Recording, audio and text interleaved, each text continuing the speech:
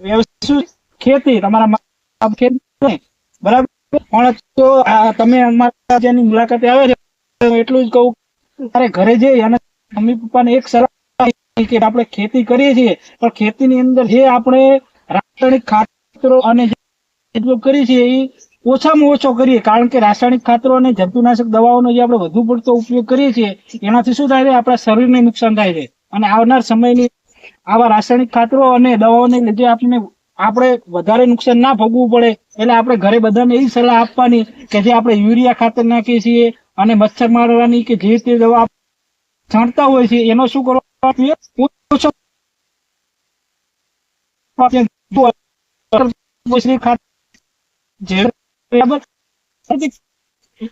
એના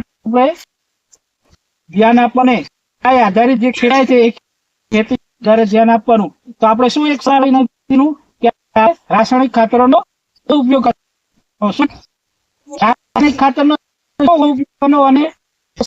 ખાતર, જૈવિક ખાતર ને ગાય આધારિત જે ખેતી થાય પ્રાકૃતિક એનો આપણે ઉપયોગ કરે, એ ખેતીનો આપણે ઉપયોગ કરીશું તો શું આપણું સ્વાસ્થ્ય પણ જળવાશે અને જે બીમારીઓ થાય છે એ બીમારીઓ પણ ઓછી થશે. હવે હું તમને બતાવીશ કે દાળ